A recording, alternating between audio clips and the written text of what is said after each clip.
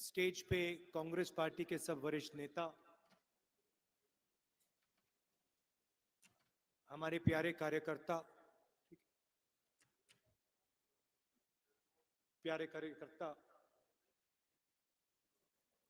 भाइयों और बहनों, पंजाब के युवा माताएं और बहनों, प्रेस के हमारे मित्रों, आप सबका यहां बहुत बहुत स्वागत। आप सुबह से आज हमारे साथ चल रहे हैं। 20-25 किलोमीटर आप चले। आपने अपनी शक्ति, अपना प्यार इस यात्रा को दिया। इसके लिए मैं आप सबको दिल से धन्यवाद करना चाहता हूं। शुरुआत हमने कन्याकुमारी में की। आज किसी ने मुझे माइलस्टोन दिखाया कि 450 किलोमीटर हम श्रीनगर से दूर हैं। 3000 किलोमीटर से ज्यादा यात्री चले हैं।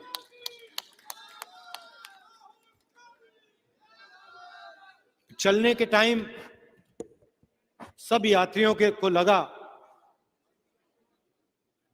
कि 3700-800 किलोमीटर चलना आसान नहीं है। मैंने भी सोचा, पहले 2-3 दिन में मैंने सोचा भाई 50 किलोमीटर हुए हैं, अब 3800 चलने हैं। अजीब सी बात हुई, 5-6 दिन बाद थकान बिल्कुल गायब हो गई। सुबह उठते थे, 15 किलोमीटर चलते थे, शाम को 10-11 और किलोमीटर चलते थे और फिर हैरान हो जाते थे क्योंकि थकान ही नहीं हो रही। सोचते थे कि ठीक है, आज नहीं हुई, पहले 10-15 दिन नहीं हुई तो 1 महीने बाद होगी, 1 महीने बाद नहीं हुई, 2 महीने बाद नहीं हुई, 3 महीने बाद नहीं हुई, 4 महीने होने वाले हैं अब। और मैं अपनी बात नहीं कर रहा हूं, सब यात्रियों की बात कर रहा हूं। रास्ते में बारिश हुई, तूफान आए, गर्मी, पसीना, सब कुछ हुआ, मगर थके नहीं। इसका कारण है ये हम अपनी शक्ति का प्रयोग नहीं कर रहे हैं, हम आपकी शक्ति का प्रयोग कर रहे हैं। आपकी शक्ति हमें पीछे से धकेल रही है और इसीलिए हम सुबह जैसे फ्रेश उठते हैं वैसे ही हम रात को फ्रेश सोते हैं। क्योंकि आपका प्यार, आपकी इज्जत, आपकी मदद हमको मिल रही है। इस यात्रा में लोगों को चोट लगी,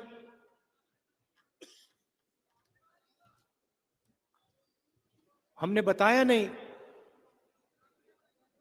मगर 5-6 लोग शहीद हुए हैं चलते हुए, शहीद हुए हैं।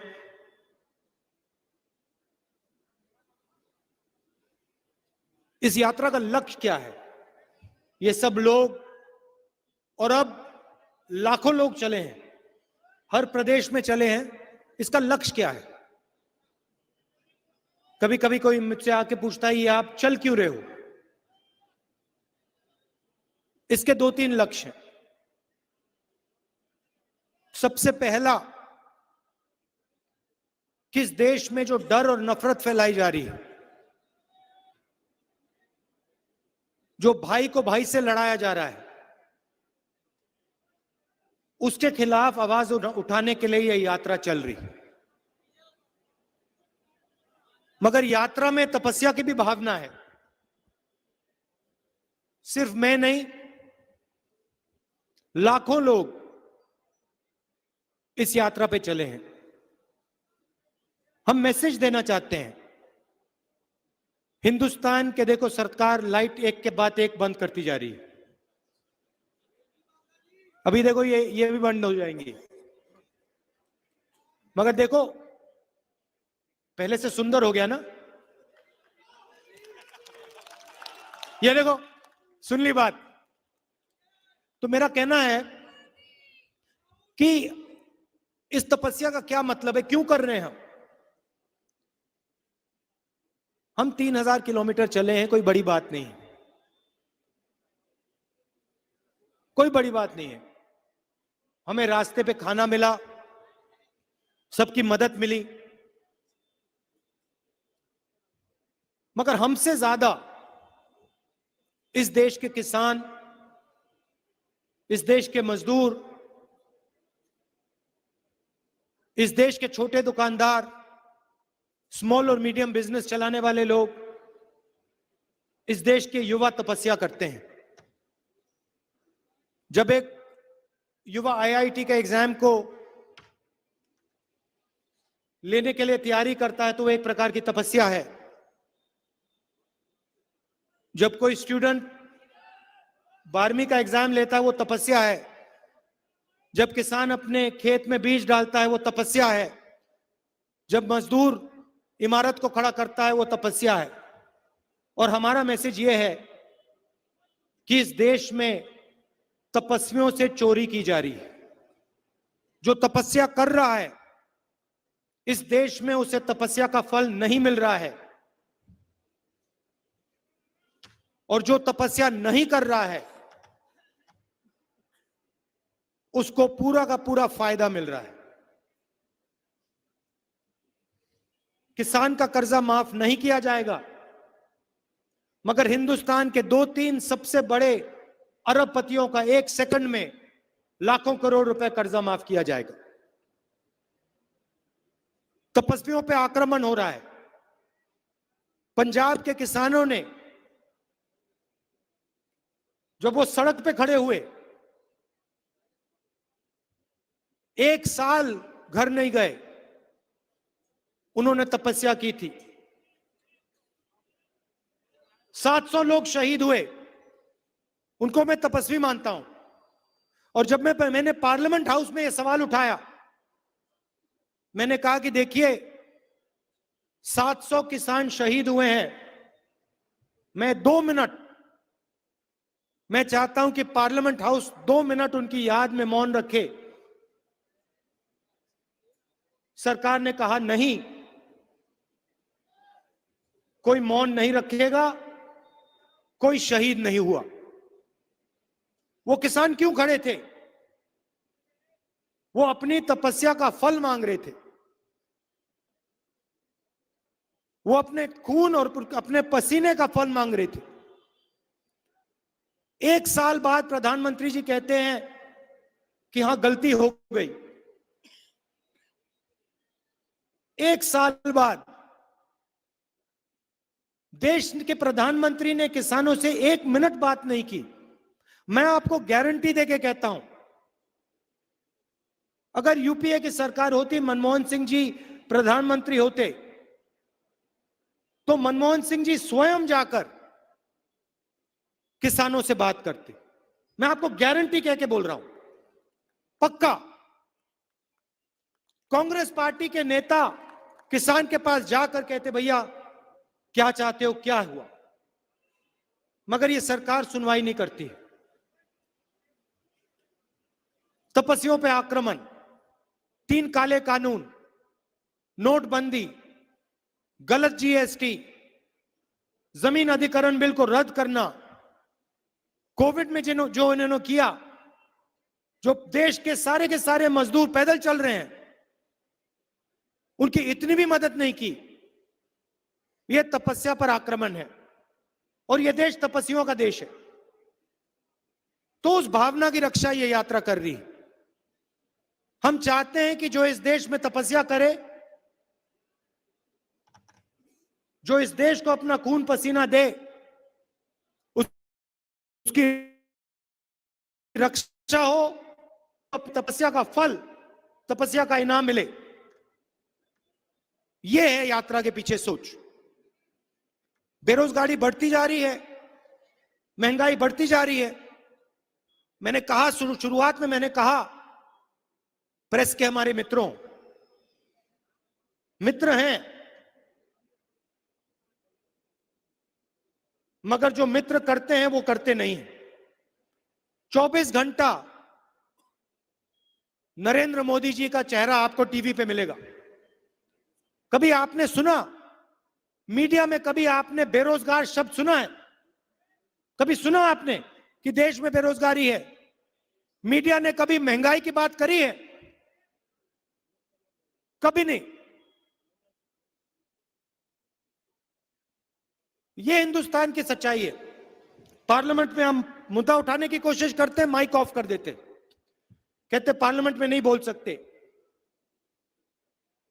अग्निवीर योजना पे नहीं बोल सकते, चाइना हिंदुस्तान के अंदर आ गया उसके बारे में नहीं बोल सकते, जीएसटी के बारे में नहीं बोल सकते, नोटबंदी के बारे में नहीं बोल सकते। इसलिए हमें रास्ता सड़क का अपनाना पड़ा। इसलिए हम कन्याकुमारी से कश्मीर चले और बहुत जबरदस्त रिस्पांस मिला, बहुत सीखने को मिला। मैं आपको बता रहा हूं, आप किसी भी यात्री से पूछो, जो हमने पिछले 3-4 महीनों में सीखा, जिंदगी भर में नहीं सीखा था पहले। जो आपने हमें समझाया, हिंदुस्तान के किसान ने, मजदूर ने, युवाओं ने जो हमें सिखाया, 3 महीने में, 4 महीने में जो आपने सिखाया, पहले हमने नहीं, सालों में नहीं सीखा। तो मैं आपका दिल से धन्यवाद करना चाहता हूं। ये जो महंगाई बढ़ती जा रही है, इससे चोट किसको लगती है? किसान को लगती है, मजदूर को लगती है। बेरोजगारी की चोट हिंदुस्तान के अरबपतियों को नहीं लगती, उनके बच्चों को नहीं लगती, हिंदुस्तान के आम नागरिक के बच्चों को लगती है। इसलिए हमने ये यात्रा शुरू की, बेरोजगारी के खिलाफ, महंगाई के खिलाफ और नफरत के खिलाफ। मैं भाषण में कहता हूं, फिर से दोहराऊंगा, नफरत के बाजार में मोहब्बत की दुकान खोलने निकले हम। और सिर्फ मैं नहीं, लाखों हिंदुस्तानी, करोड़ों हिंदुस्तानियों ने पिछले 4 महीने में नफरत के बाजार में मोहब्बत की दुकान खोली है। आप देखिए, बीजेपी जो भी कोशिश करे, जितना भी इस यात्रा की बुराई करे, कुछ फर्क नहीं पड़ता, क्योंकि जनता को मालूम है कि इस यात्रा में सच्चाई है। आपके जो गुरु हैं, उन्होंने ये रास्ता दिखाया है, ये नया रास्ता नहीं है। गुरु नानक जी ने, गुरु गोविंद सिंह जी ने, गुरु तेग बहादुर जी ने, इन सब ने नफरत के बाजार में मोहब्बत की दुकान खोली थी। हमने तो कुछ नहीं किया, हमारी तो इतनी मतलब छोटी सी दुकान है। उन्होंने पूरे बाजार को बदल दिया, पूरे बाजार में मोहब्बत फैला दी, और वही रास्ता दिखाते हैं। उन्होंने जो कहा वही इस यात्रा में हो रहा है। क्या कहा उन्होंने? हर धर्म की इज्जत करो, नफरत मत करो, हिंसा के खिलाफ खड़े हो, लोगों को जोड़ने का काम करो। यही आपके गुरुओं ने कहा था। इस यात्रा में आपको नफरत नहीं मिलेगी। इस यात्रा में कोई गिरता है तो उससे कोई ये नहीं पूछता भाई तुम्हारा धर्म क्या है, तुम्हारी जात क्या है, तुम करते क्या हो, अमीर हो या गरीब हो, ना, एकदम उठा देते हैं। किसी को चोट लगती है, सारे के सारे लोग मदद करते हैं। किसी को प्यास लगती है, सब लोग पानी पिलाते हैं। ये आपके गुरुओं ने हमें रास्ता दिखाया है, यही यात्रा करने की कोशिश कर रही है। आप यात्रा में शामिल हुए, आपने नफरत के बाजार में मोहब्बत की दुकान खोली, इसके लिए आप सबको मैं दिल से धन्यवाद करना चाहता हूं। आखिरी बात जो बाजवा जी ने कही, कांग्रेस पार्टी को एक साथ खड़ा होना है, एक साथ मिलकर आगे बढ़ना है। कांग्रेस पार्टी एक साथ चलेगी, जनता के बीच में जाएगी, जनता से गले लगेगी, उसको कोई शक्ति नहीं हरा सकती। हमारे वर्कर, मैं कहता हूं, हमारे जो वर्कर हैं, बब्बर शेर हैं, शेरनियां हैं, उनका मुकाबला कोई नहीं कर सकता है। आखिरी बात मैं पंजाब से कहना चाहता हूं, आखिरी बात मैं कहना चाहता हूं, देखिए, हिंदुस्तान का हर प्रदेश का इतिहास होता है, हर प्रदेश की हिस्ट्री होती है, हर प्रदेश की भाषा होती है, जीने का तरीका होता है। और पंजाब को पंजाब से ही चलाना जाया चाहिए। ये मैंने बहुत गहरी बात बोली है। पंजाब को दिल्ली से नहीं चलाना चाहिए, पंजाब को पंजाब से चलाना चाहिए। और मैं पंजाब के चीफ मिनिस्टर से कहना चाहता हूं, मैं पंजाब के चीफ मिनिस्टर से कहना चाहता हूं, भगवंत मान जी से कहना चाहता हूं, आप पंजाब के चीफ मिनिस्टर हो, पंजाब को पंजाब से चलाना चाहिए। दिल्ली के दबाव में, केजरीवाल जी के दबाव में भगवंत मान को नहीं आना चाहिए।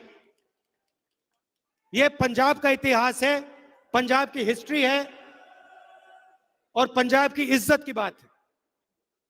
आपको इंडिपेंडेंटली यहां पे काम करना चाहिए। आपके किसानों, मजदूरों की बात, दिल की बात सुनकर पंजाब के चीफ मिनिस्टर का काम करना चाहिए, किसी का रिमोट कंट्रोल नहीं बनना चाहिए। धन्यवाद। मैं प्रदेश अध्यक्ष राजा वेरिंग जी से निवेदन करना चाहता हूं। धन्यवाद। और ये बात आप समझिए कि जब भी कांग्रेस पार्टी ने पंजाब में राज किया है, इस फिलॉसफी का हमने प्रयोग किया है।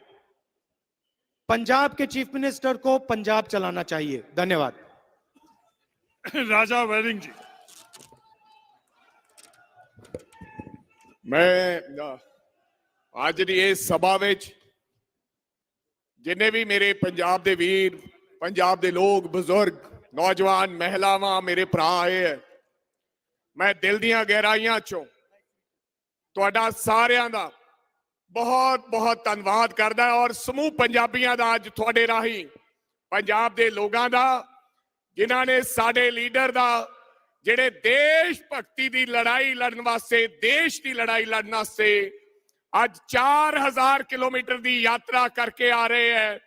असी सारिਆਂ ने निघा जिहड़ा स्वागत किया है। समूह पंजाबियों का बहुत बहुत धन्यवाद। तुहाडा भी सारे साथियों का बहुत बहुत धन्यवाद ते मेहरबानी। जय हिंद। Thank you.